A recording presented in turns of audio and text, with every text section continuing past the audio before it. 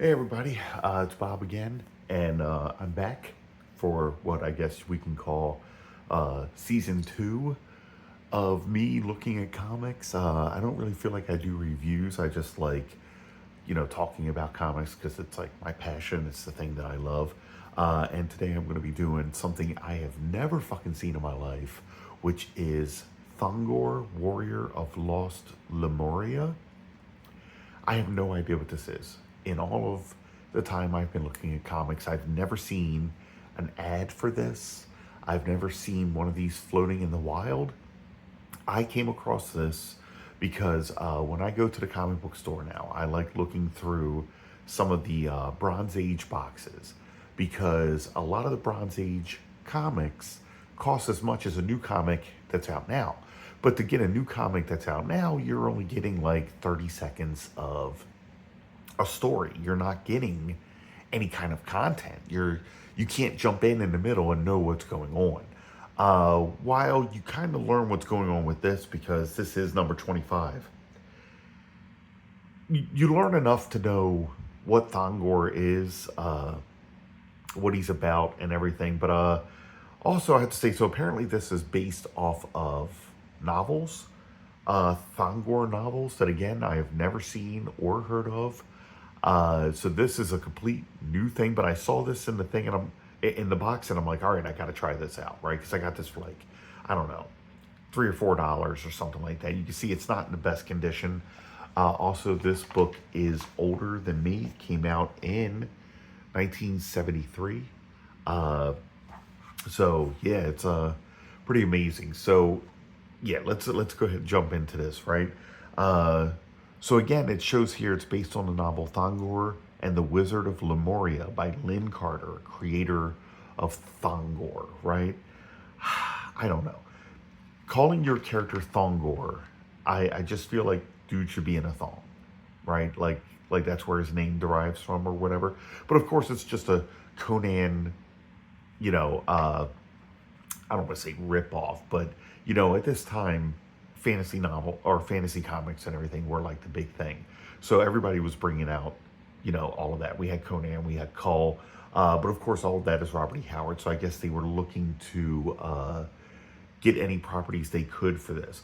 But the thing that gets me here, there's a lot of words in this that, they're trying to make it very, very strange and very alien. And I don't know, it tends to feel a little confusing or something like that because, like, you're reading through this and then, like right here we have below him, Dwark with dragon fang, above, hawk talons stretched to crush.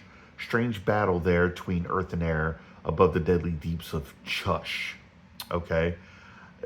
A lot of these words were like, what the hell? You're speaking another language when you're reading this one. So, it took me a bit, I guess, to get acclimated to it. But we have Thongor hanging by his thong from this thing here, which I learned later on is an airship, way before Final Fantasy. So, that I think that's wild, but again, Fantasyland here, right?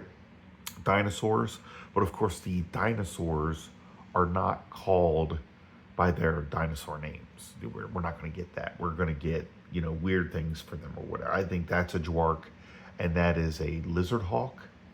Yeah, so here he is hanging from this thing, and I think my favorite thing about Thongor is he complains so much about absolutely everything. It was kind of hilarious to me that I busted out laughing out loud while reading this, right? First words out of his mouth here, into what hellish nightmare do I awaken, right? He realizes that he's like hanging from this airship or whatever, and he climbs back up, and, he's talking about, basically like, what he has to do or whatever. My favorite thing here is by the 19 gods. Jesus, I always thought like with Skyrim, you had by the 9, that's like already too many gods. I guess with Greek and Roman gods, you had so many, you had a god for everything. But it's just like, wow, I don't know. Yes, you have to create so much lore for your characters and everything. But when you go with something like 19 Gods, it's like, okay, you're kind of digging yourself into a hole here where you're gonna have a hard time bringing up story and everything for those people, But anyway, um, Thongor here is talking about having to fight this lizard hawk, okay, and that the lizard hawk already has like so many arrows in it that some stranger had shot into it, but the thing is still alive. But then it suddenly dies, and Thongor is like, okay, uh, finally something good that happened or whatever. But another one comes by and apparently hits the airship, and Thongor goes falling, and he's like, "This is my fate."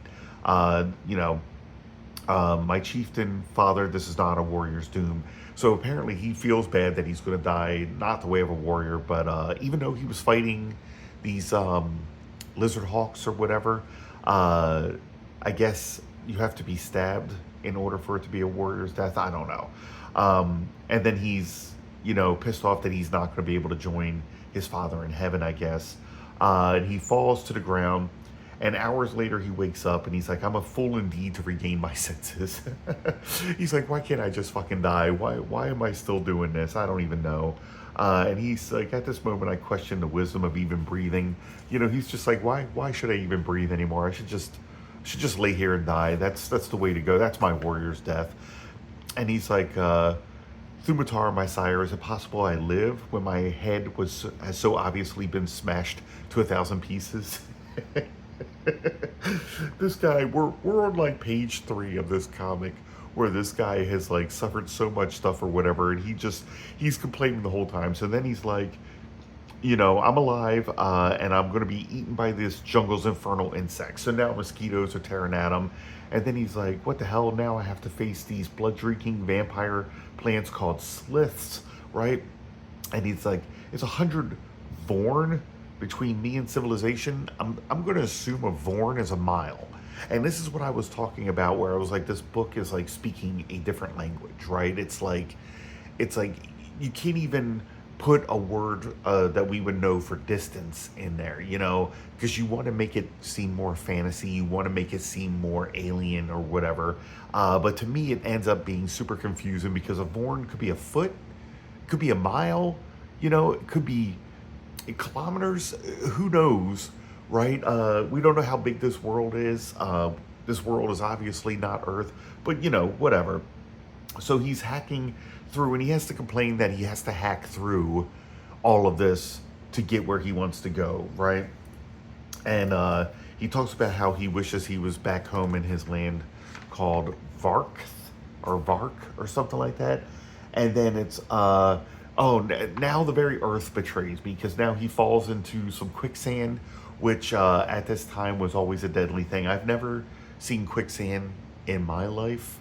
But back in the day, apparently quicksand was a hazard that everybody fell into like all the time. Okay. So I don't know, I find that funny. But here he is, he throws, he ties a rope around his sword, throws it out into a rock so he can pull himself out of the quicksand. And now he's talking about how, now he's dirty and he can't stand it. But now he stands proud because he has withstood all of these trials in 4 pages. But then he succumbs to his wounds and he falls out. And when he falls out, of course, a dinosaur appears to eat him.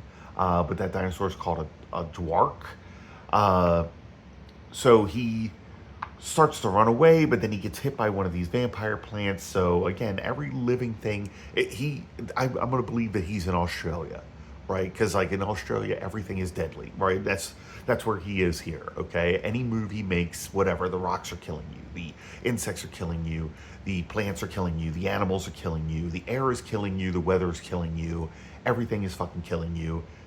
That's where it is. That's this world, and it is a trial every second to survive, right?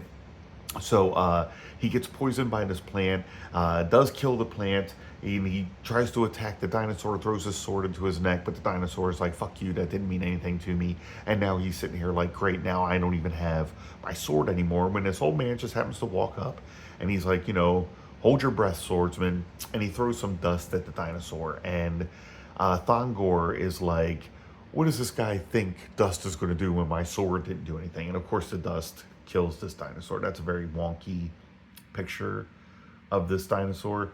Very, very big head on a very skinny neck. I don't know. It just seems weird. But the dinosaur dies or falls unconscious, something. Thongor takes his sword back and he thanks this wizard. And the wizard's like, you know, I was here to save you because I'm in need of a warrior, and I happened to see through my magic glass that you fell to earth, so I came to your aid in hopes that you would aid me, right? And Thongor is like, okay, sure, you know. I owe you because you did, in fact, save my life. So they travel a ways until they come to this magic door where this guy spouts some magic words and the door slides into the earth. And the entire time, Thongor is thinking, why should I even be following this guy? You know, yes, I owe this guy a debt. This guy saved my life, but I don't know who this guy is, and I'm pretty sure he's probably about to kill me because everything is out to kill me, right? And that's what he's saying right here, because he even realizes who this guy is, right? He's one of the black druids who worship dark forces. So now he knows that this is like an evil wizard, and he's like, yep, I'll still go though.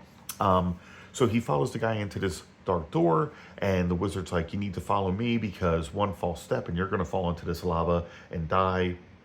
And because again, Australia, right? Everything is out to fucking kill you, right?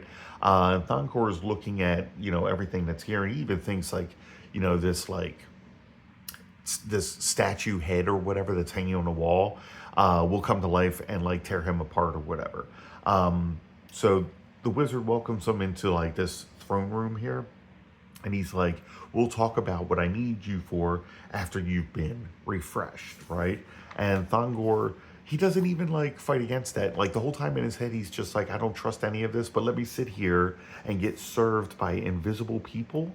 Or maybe it's just magic force that's giving him a sponge bath and pouring him drinks or whatever. And then his clothes appear, like new clothes for Thongor to wear. But Thongor's like, no, I like being naked. So he tells this wraith to go away, not these wraiths. He's fine with this because he's getting, you know, pampered or whatever. But when they brought him clothes he didn't like, he's like, away with you, I don't trust you. So then Thongor goes down into the kitchen to see that there's a full feast here. And he even says to himself, like, you know, for a second he's like, hey, maybe, you know, I shouldn't be trusting this. But he's like, fuck it. You know, this guy, I misjudged him. He can't be all bad because he provided me with a feast that I'll dive right into. And there's no way that any of this could be poisoned or anything, even though, again, everything in the world is out to kill me all the time, right? But I guess he was also talking out loud while he was eating about his mistrust of this wizard. And the wizard's like, you know, of course, yeah, you shouldn't, you know, I understand what you're saying here, but, you know, you don't know what's going on. I've been watching your exploits of how you fought these people in this town, how you escaped on this airship, and then how you fought these lizard hawks, which are pterodactyl or whatever, until you fell to earth. And I saw all that in my magic glass, and I need help from you because I need to go to this certain place that I witnessed in, again, my magic glass, which is like a crystal ball. I'm assuming you never really see it, but he's just talking about it. And he's like, you know, I've also somehow gotten your airship and I'll be repairing it. So that's weird because we didn't see that. Does he have other people working for him or whatever that like collected this airship and brought it back here?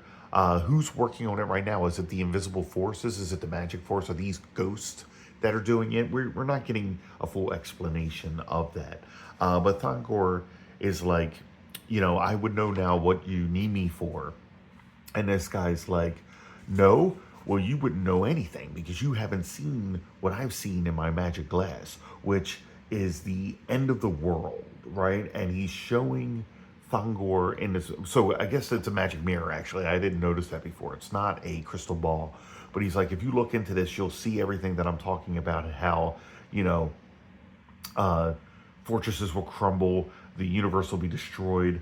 And Thongor's like, enough, I'm going to pull out my sword here, and he's like, wait a minute, hold on. When I look into this glass, I see that by the 7 gods of Zengabol, so you have 7 gods, but you also have 19 gods? I don't know. The warrior that lies there slain is Thongor, because I wouldn't say is me. I refer to myself in the third person. But it says next, what the fates have writ. Okay, so that is actually the end of the Thongor story. We do get this little side story of when the eggs hatch. These hunters come across some dinosaur eggs.